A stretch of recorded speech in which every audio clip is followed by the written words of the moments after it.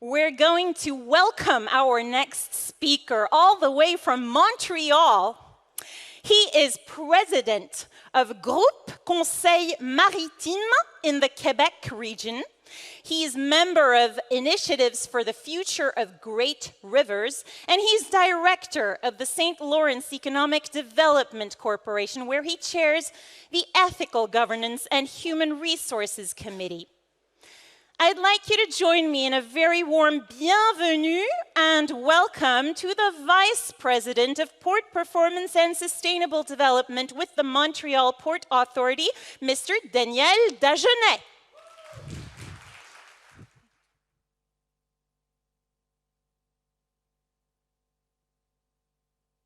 Everyone, thank you.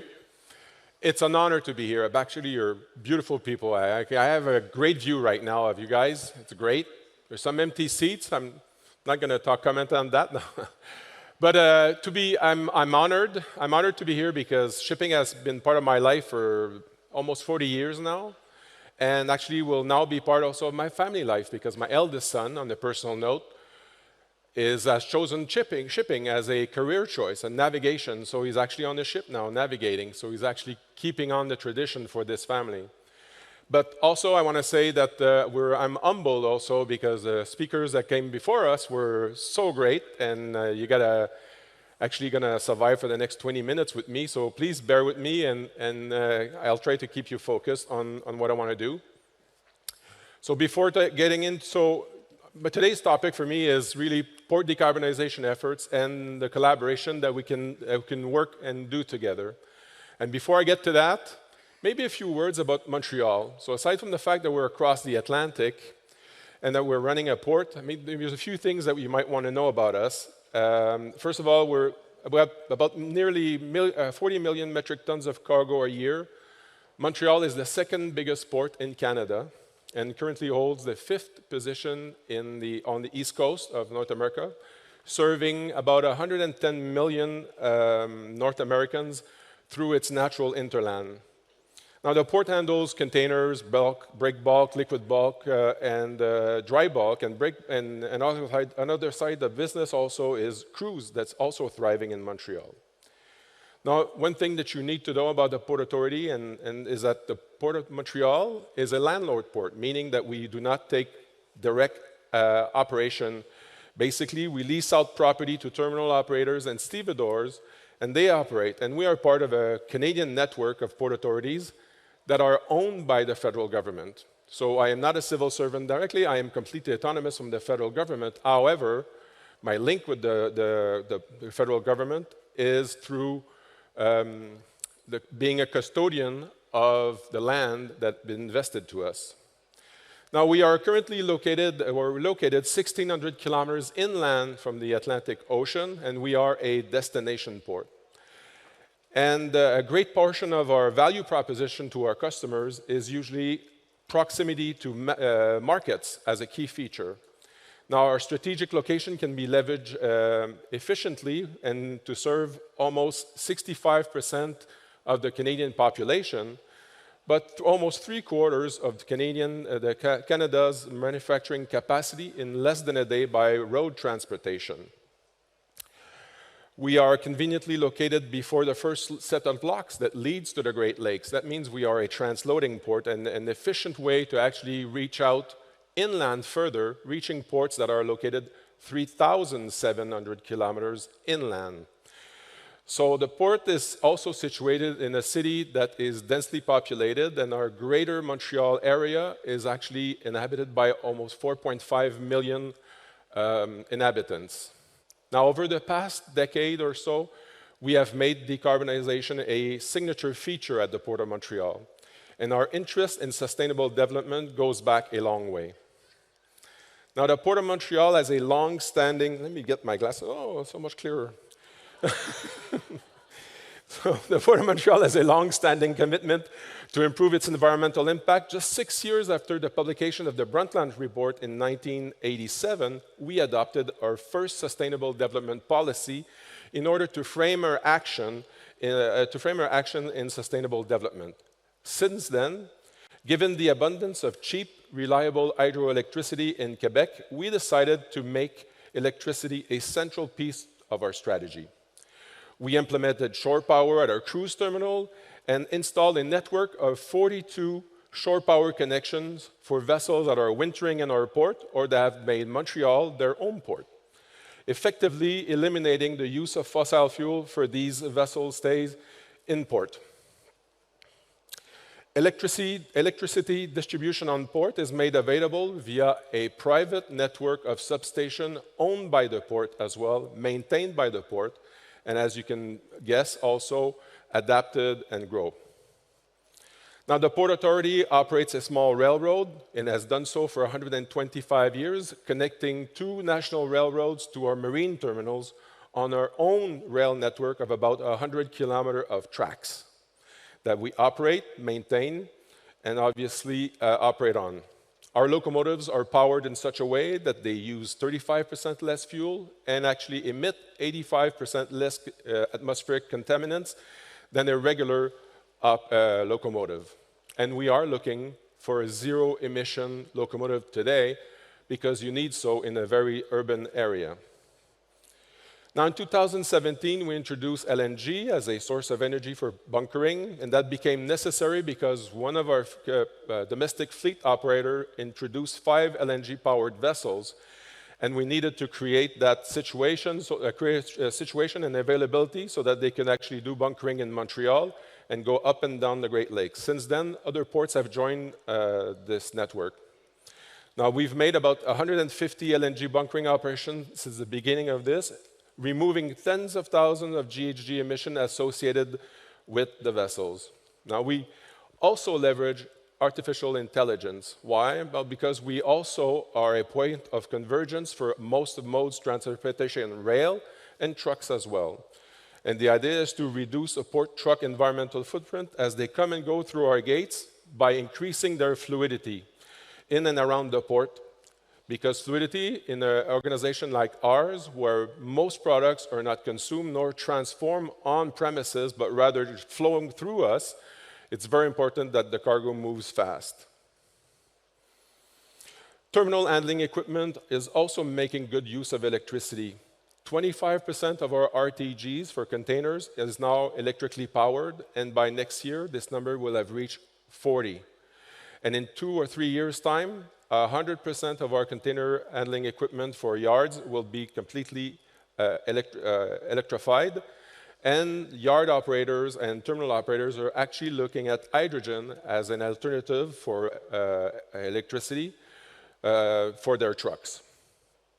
Now, in terms of GHG emission, with all these realization, the GHG emission tons per handle has been on steady decline, and compared to 2007, the intensity of GHG emission has fallen by 45%. Now, a balanced approach to environmental stewardship probably explains why we have committed ourselves to protection of biodiversity, actually setting aside 30% of our real estate portfolio exactly for this purpose.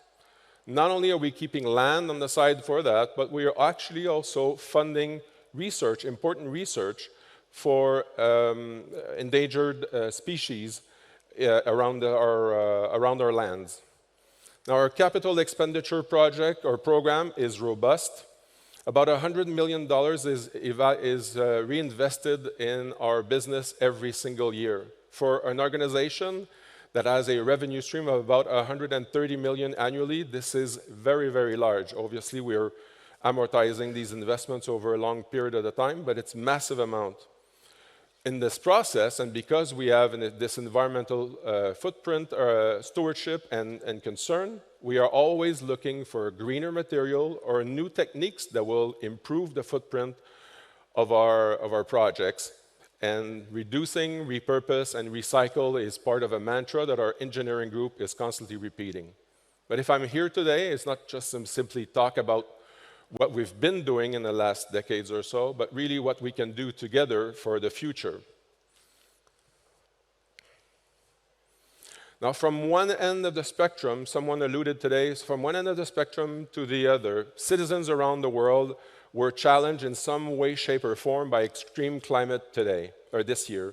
Some are only learning now and grasping now the complexity of effects of global warming that will do on, or that will have an effect on their life.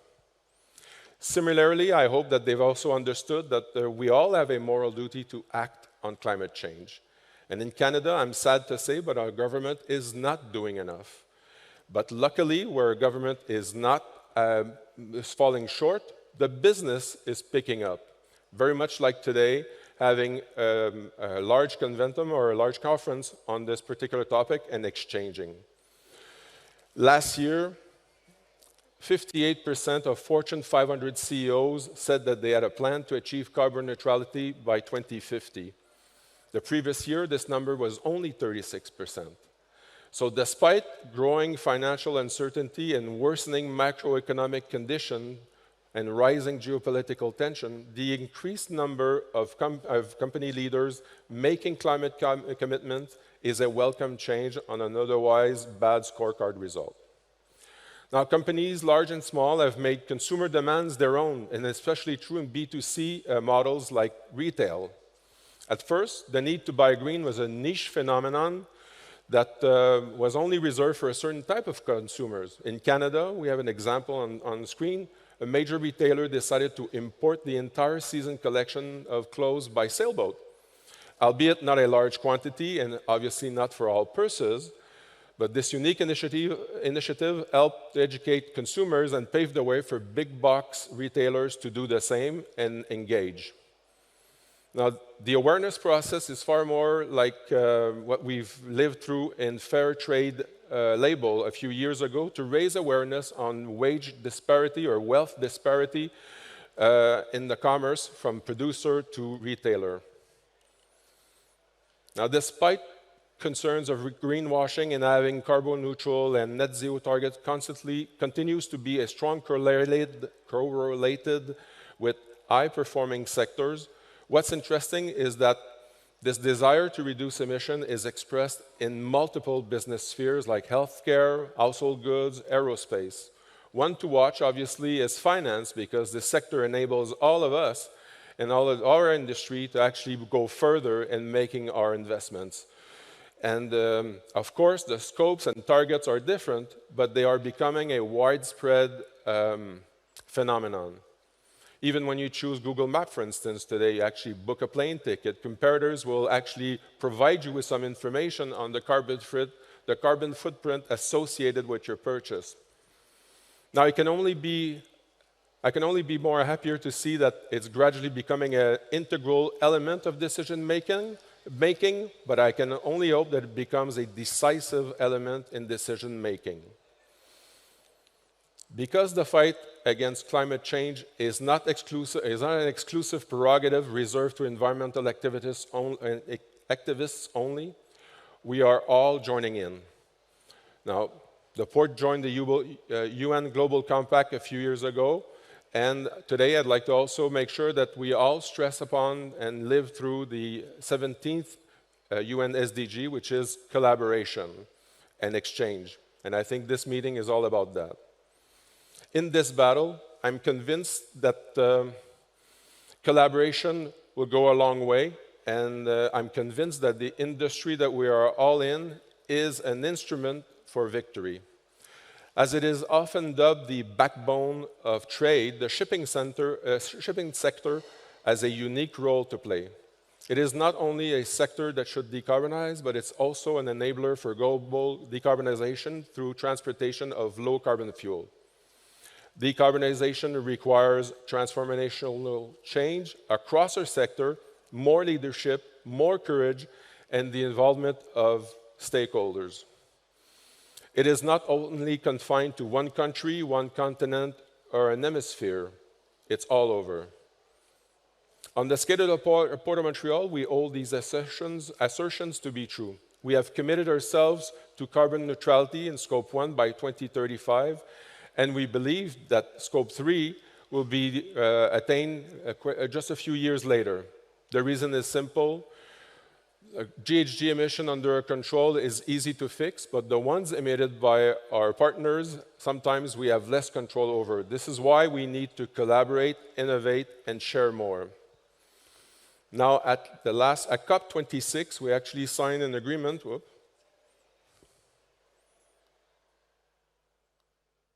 Actually moved forward on me. I should have looked at that earlier. Sorry about that.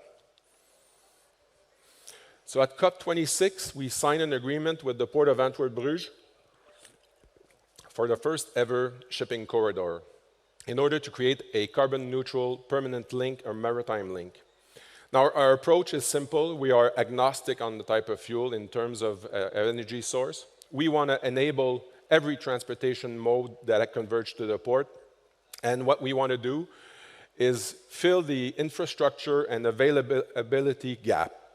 The port is willing to take calculated financial risks to make these investments, but also to commit land to projects that get us closer to the end game.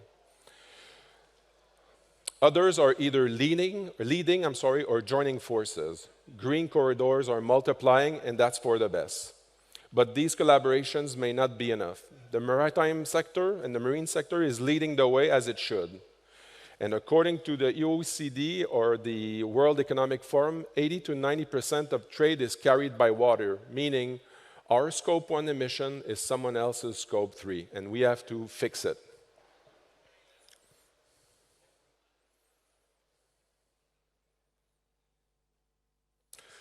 Our vision is in reality, is the way to decarbonize all cargo handling activity around the port and influence or extend our influence over ground transportation, warehouse, and distribution of these goods and materials.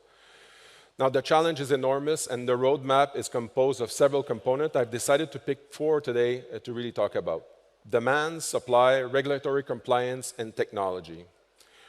Now, we need to create market and customer demand is an important step, an element that I've touched upon earlier. And there's so many examples to go on. There's one that's actually very, very local to you, the collaboration between Volvo and Maersk using their eco-delivery ocean solution from Maersk to reduce greenhouse gases footprint and footprint with the cars and parts and cars being delivered all over the world. Now, eco-delivery allows Maersk and customers to offset their carbon footprint, and it represents about only 3% of their market share today or their capacity. Yet, 26% of that type of cargo, that product is actually reserved by lifestyle companies like H&M, Inditex, or Nike. Amazon is just behind, Lenovo is there, Vestas is there as well, and they are preeminent leaders in this market. We need to also adapt smart regulatory incentive is another important step. We need a level playing field for our industry to move forward together. Now, the work of the IMO in this matter is essential. And there's also initiatives such in Sweden and the EU also that talks about this. I'm a strong believer in setting targets, but in our haste, we need, to set the tone from the top, we also need to allow ourselves to include some flexibility. Now, I recently had the chance to brush on this with other colleagues in London at the IMO's MEPC 80 meeting a few months or a few weeks ago, talking about CII as a tool, but also take into consideration some of the more particular and idiosyncratic particularities of different trades. I have 2 examples in mind. One is self-evident, is using self-unloaders on the Great Lakes. These ships need to carry basically a conveyor belt on deck, which adds about 3,000 tons of steel because they are self-unloaders. This weight alone requires a lot of energy and is a serious impediment for this sector to actually reach CII objectives. Arctic sea lifts also operation pose a major challenge for compliance to CII typology. The supply of northern indigenous communities is essential, yet ports in these regions are often inexistent. Long idling period, productivity is low, progress to through ice-infested waters is slow, and actually stops are very, very frequent. In short, transitional and adaptive measures typically proposed, like reducing speed in these types of things, are not applicable or yield very little or no material results whatsoever. We also need to invest on R&D, and this is where we actually allow ourselves to think outside the box, like what we heard a bit earlier today. Now, Gothenburg and Montreal share the same and similar values on innovation and smart port concepts. Our two ports are collaborating and exchanging through a group called Chainport that share the same vision about the port's influence that goes way beyond the fence or the geographic limits of our property, but also play a key role in catalyzing reactions and catalyzing relationships and projects to get together. And we share that vision with LA Long Beach, Hamburg, Rotterdam, Antwerp, Singapore, Busan, Barcelona, just small class 2 ports, you know, the small guys. We are very happy to be part of that group, obviously, and honored, actually, to be invited to participate to these discussions. Now, we believe that the best solutions must be competitive, and they must result from a competition from the industry, and then the best means or the best solution wins. We also need to fix supply. Reducing supply risks associated with e-fuels and the next generation of fuel is essential to expedite shipping and ship investments. Traditional bunker suppliers are pivoting away from fossil fuel with the creation of entirely new business platform dedicated to e-fuel solutions. That's great, but this is also a great time to introduce, at this stage, an opportunity to introduce relatively new players to enter this market. Folks that control either feedstock can be in this business now, or people that actually own exclusive intellectual property on processes and reaction required to do these e-fuels efficiently can now introduce themselves and inject themselves into this business. Now, our Port Authority is currently buying new land dedicated to these newcomers. Montreal is not a bunkering hub per se, but e-fuels are expected to change the way vessel operators behave and their patterns to fetch and secure fuels, and we hope that this is the right solution. Now, these changes will require colossal investments, and we will need to rely on both private sector and public sector, and public sector, yes, to do all these investments. Now, in conclusion, the maritime industry provides an essential service to nations, and I doubt I need to defend that assertion in this forum, but it does not exempt it from a mission of being sustainable, especially in ports. We take on this role and this responsibility very seriously. Now, we firmly believe that the emissions on the entire value chain must be considered. And the goal 17 of the UN SDG, or the UN Sustainable Development Goal, that promotes better collaboration between government, industry, and all stakeholders is a must to achieve our finality of zero emission.